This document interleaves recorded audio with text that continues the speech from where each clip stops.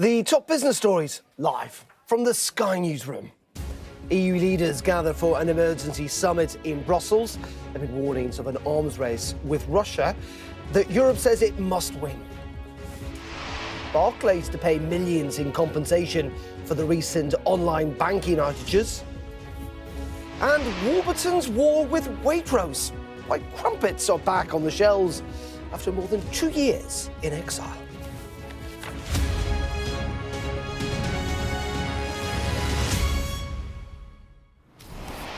Very good afternoon. On this Thursday, Business Live with me, Darren McCaffrey. And we're going to begin with that EU Leaders Summit that's been taking place in Brussels today in an attempt to boost Europe's defences and support for Ukraine. The Polish Prime Minister, Donald Tusk, said that Russia has started a new arms race, and it is one that Europe, he argues, must win.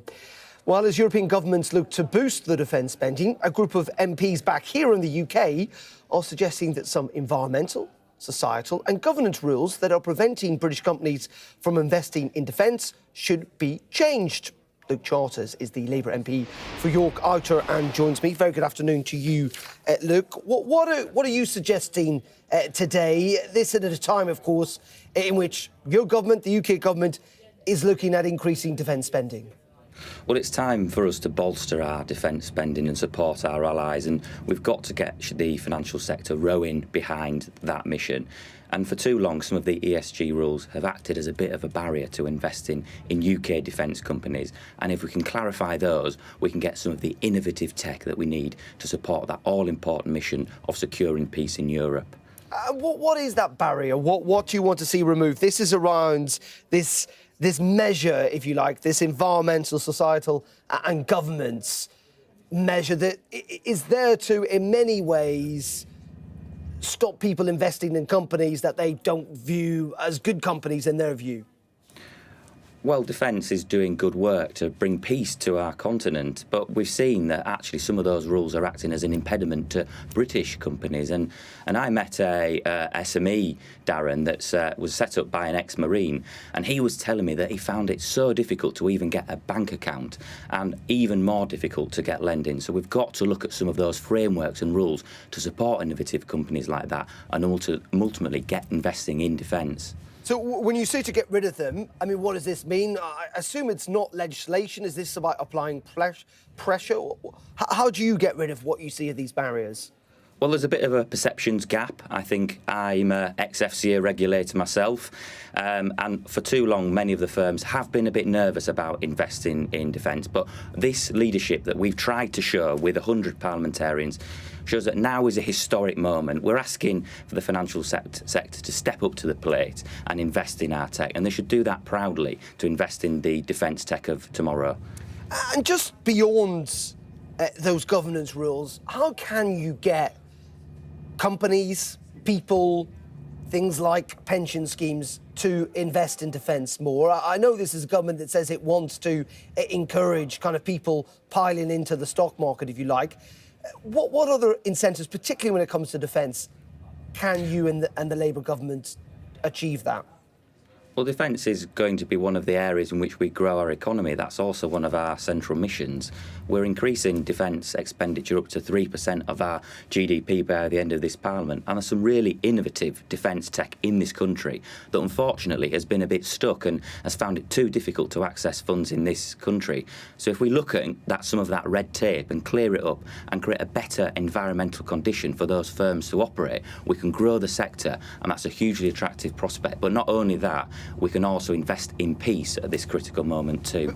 Do you understand, though, for some people, they don't want to invest in the defence industry? You know, they look at it and they look at bombs and bullets and war, and it's something they don't feel very comfortable about. Well, of course, people will have that choice for their own investments and things like that. But we are in a new historic moment, and the PM has stepped up to the plate and is leading the country forward. And we've got to bring the financial sector on that journey too.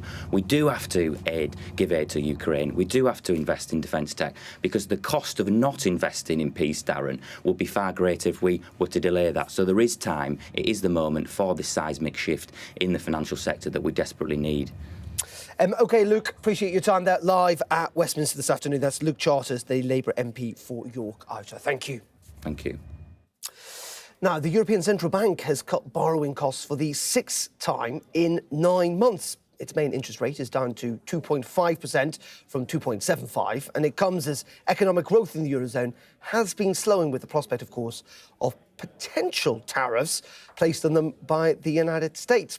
Let's speak to Karsten Berezowski, who is Global Head of Macro at ING Bank. Karsten, very good afternoon to you. Another rate cut by the European Central Bank. Yeah, that was more or less as expected because the ECB has continued to bring interest rates down. So we're now close to something that I would call a neutral level of interest rates. Why? Because the economy is still stagnating, still going nowhere. Inflation has also started to come down. And then the ECB also, pointed out that we have this looming risk of trade tensions, of a trade war that could also weigh on the European economy. What is new, and that was actually too new for the ECB to react on, is possible big-time fiscal stimulus coming out of Germany.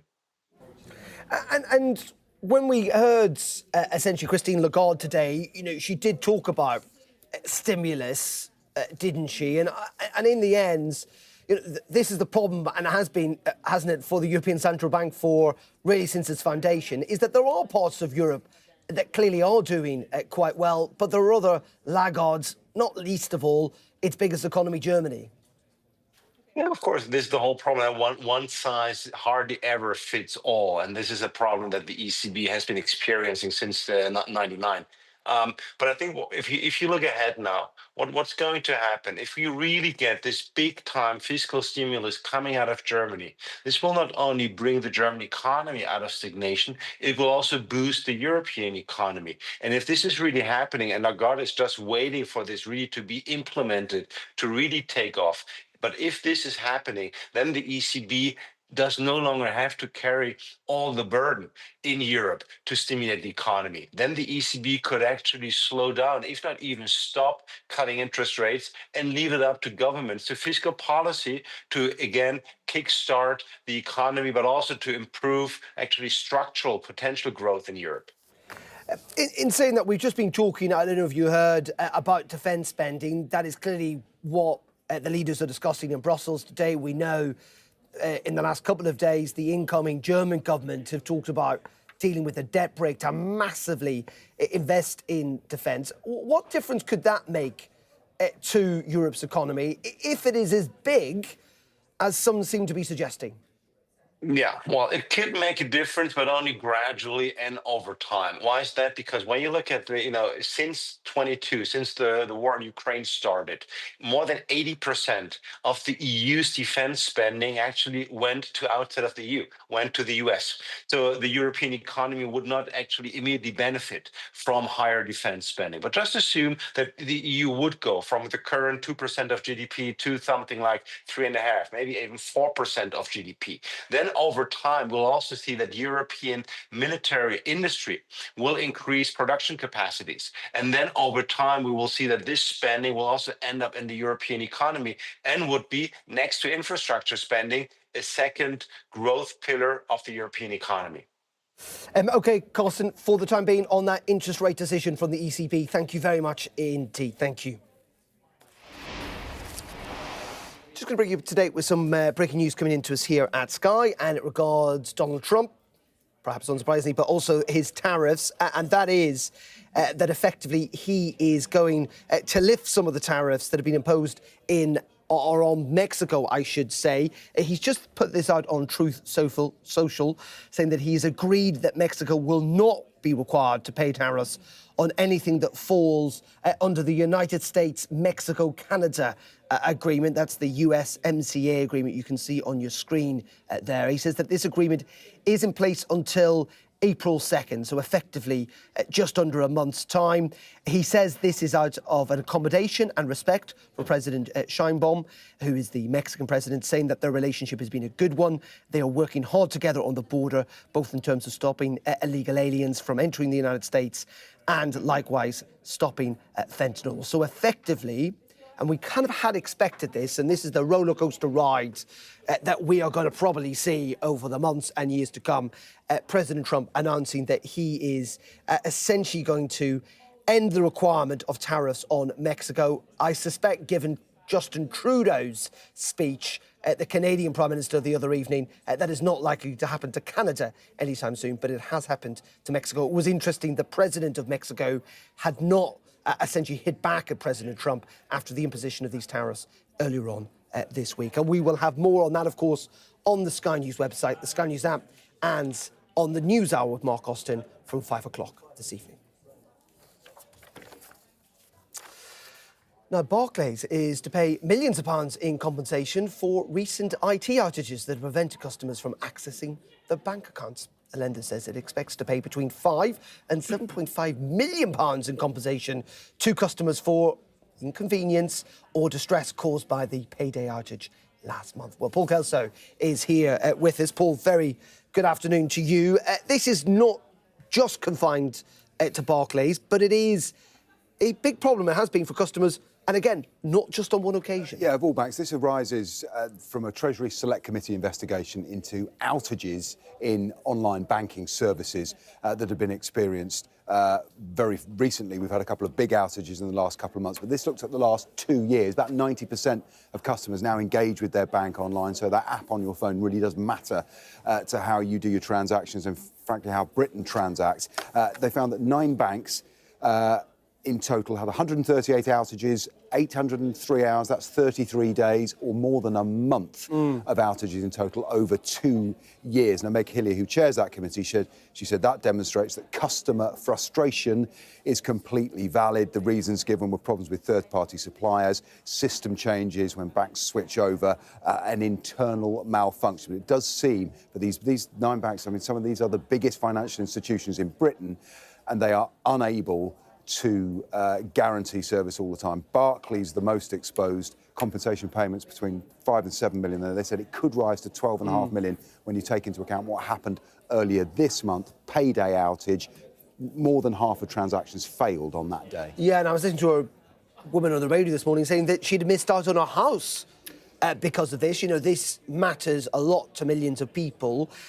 I suppose the big question is, how is this going to be fixed? Because this will also pile pressure on banks, won't it, not to close as many branches, not least of all because people say, well, if I can't get online, I still need to access my bank. Absolutely right. And perhaps that person, I mean, you can imagine, for most people, if it happens on payday, that's bad. That's when a lot of our outgoings your direct debits will be tied up to that day. It's inconvenient. But if it's the day you're supposed to exchange on a house, it's absolutely fundamental. There are people who say this simply demonstrates that the banks have failed to keep up with the amount of investment required to keep these online services as resilient as possible. There are always going to be problems in software systems. It seems to be everyone is vulnerable, but it does appear that the banks aren't spending enough money. Certainly that's the view of the experts the committee spoke to, and consumers will continue to miss out when it goes wrong, particularly if it goes wrong on the wrong day for you. OK, Paul, thank you very much indeed. Paul Kelso, our business and economics correspondent. Now, Warburton crumpets have returned to Waitrose shelves for the first time in more than 2 years to date. The two companies had reportedly fallen out about pricing, but now it does seem they have made up. Daniel Wilson is the Daily Telegraph senior business reporter who broke this story, and I spoke to him a little earlier about what caused the row in the first place. So at the time this dispute happened, it was about 2.5 years or so ago. Inflation was going through the roof for nearly everything. The cost of wheat was surging, the cost of fuel was surging, everything that is used to make food was going up. And all the biggest food manufacturers, Warburton's, I imagine, wasn't alone in this, were passing on costs to the retailers, which I'm sure you can appreciate probably caused some friction. At the time, we saw similar fallouts between Heinz and Tesco. Tesco didn't want to put the price of beans up, so Heinz stopped the trucks. It was quite common. There was a few of these disputes going on. Now, a few years down the line, food inflation has cooled a lot. Waitrose is under new, the parent company of Waitrose is under new management as well. So it seems like Warburton's has now found its way back. And just in terms of what it means for customers, because it can mean, and you talked about Heinz and Tesco there, that actually quite recognisable brands that people love and buy on a daily basis can simply disappear from the shelves. Well, if you're a crumpet fanatic and you can't get them in your local Waitrose, I can imagine how it would be very disturbing. But the truth is, these disputes do happen all the time when there's negotiations between supermarkets and brands like this. And I think neither parties ever really want to get it to the stage where shelves are going empty. But sometimes if an agreement can't be found, that is the case. What is that tug of war like, essentially? It is a battle somewhat, isn't it? A battle of wills, but also a battle of strengths. And lots of people have accused, particularly the big supermarkets, of being way too powerful, even when it comes to significant suppliers, like a bakery the size of Warburton's. I think it's debatable. The supermarkets are obviously huge businesses, and the prospect of, if you're a food manufacturer, the prospect of losing your access to one of those supermarkets it can be quite a big knock to your sales. I remember in 2017, there was a dispute where I think about 30 products made by Heineken got chucked out of Tesco for a year, and there was a significant hit to their business in the UK because of that, because of the size of Tesco.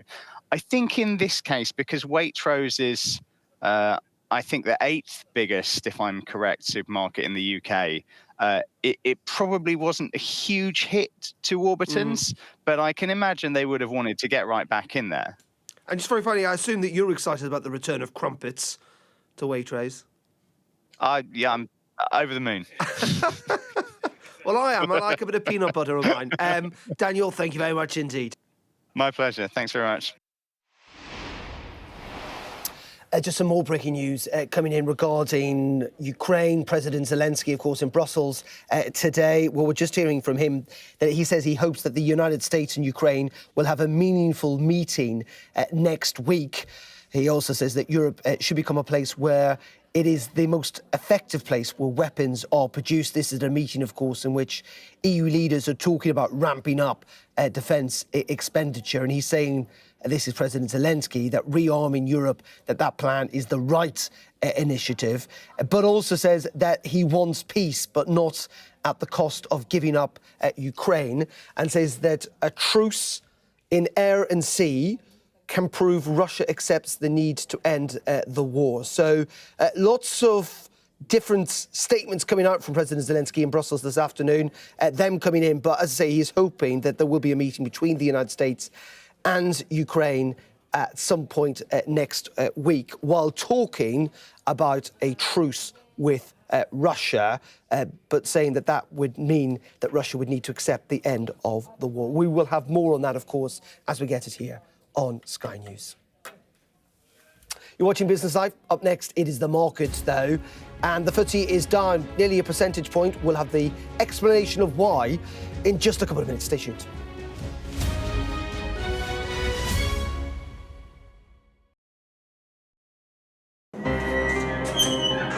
We've come to one of Moscow's Cold War bunkers.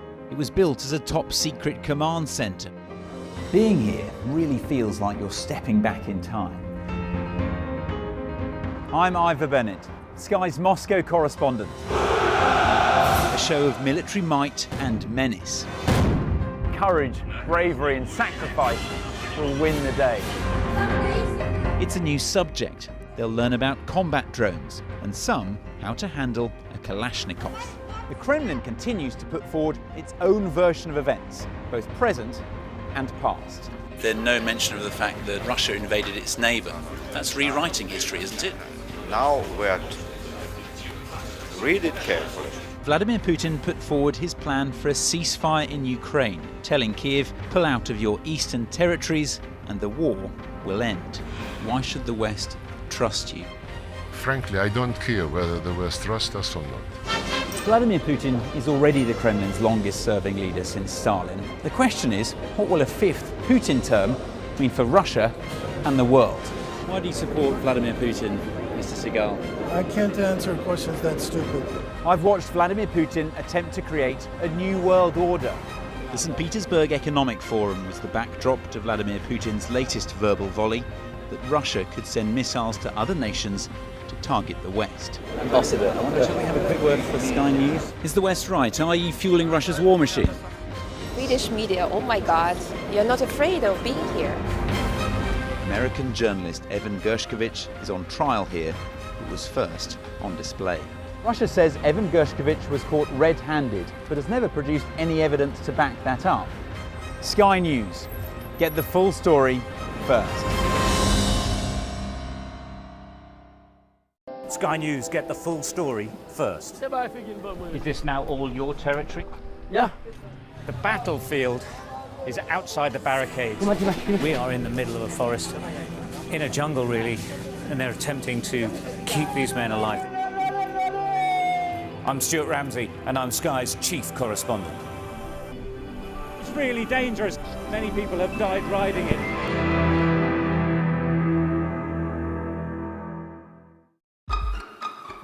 We've got your Sunday mornings covered. From the front page and the sounds of the streets to the voices of the people who make the major calls and big picture politics beyond Westminster. We'll put you at the heart of our story. I'm ready. Are you? Join me, Trevor Phillips, Sunday mornings on Sky News. We're rolling. Welcome to the world. Our new podcast, starting now. It's very exciting. Every week, we'll be reporting from the world's trouble spots. We get to hold those in positions of power accountable, and we get to ask the questions that the audience, the listeners, want to know about. And that's why it is so important that people tune in, come along for the road, come along for the journey. It'll be fun. I just took a shower above the clouds.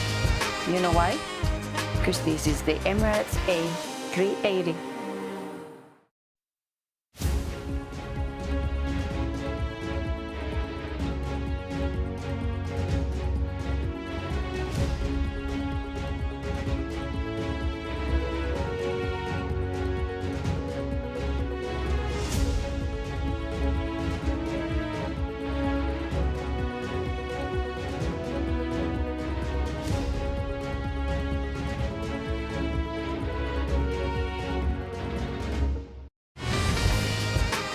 Fly Emirates, fly better.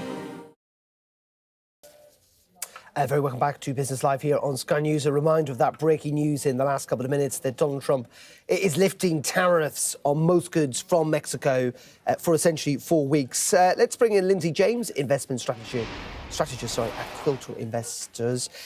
Very good afternoon to you, Lindsay. What I find fascinating about this is lots of this tariff stuff is not economics for Donald Trump, because in his statements about why he's lifted it on Mexico, it's down to migration and fentanyl.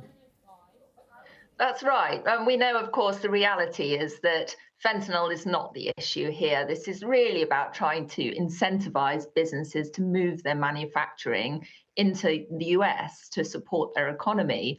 But I think, the market is looking at this and realizing a month is not a very long time. It was only a month ago, of course, that the first reprieve was announced. And then here we are again talking about the same subject. So I think there's a bit of disappointment in the market, partly why it's down today, that, all we're talking about is 4 weeks here.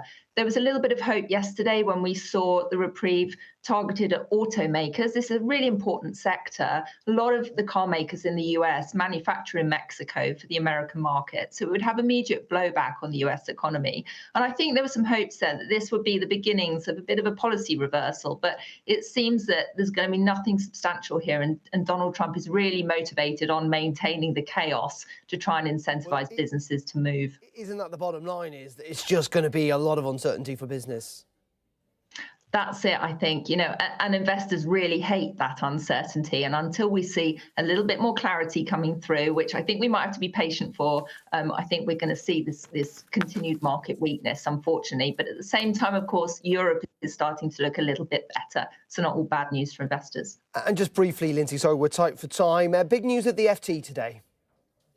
Yeah, that's right. We got the CEO leaving after several decades with that business. Now, the FT is a very highly regarded publication. He's overseen that business through its transformation into a largely digital publication. Of course, this has brought it into sort of competition with the likes of Bloomberg News and other peers, but it's still seen as a real leader in the sector. He's also said that the business is going to have to deal with new challenges, things like generative AI. So I think that's going to be really the challenge for the next decade, thinking about how to maintain trust of readers whilst also harnessing that technology. OK, Lindsay, short but sweet, unfortunately, this afternoon, but thank you very much indeed for your time. That's Lindsay James there. Thank you. OK, that is it from me on Business Live for today. Of course, we're back at 11:30 tomorrow morning as usual. Coming up next, it is the News Hour with Mark Austin, including more what is emerging from President Zelensky this afternoon, and also Sky News' interview with the Russian ambassador to the UK. Stay tuned for that, and I'll see you tomorrow. Goodbye.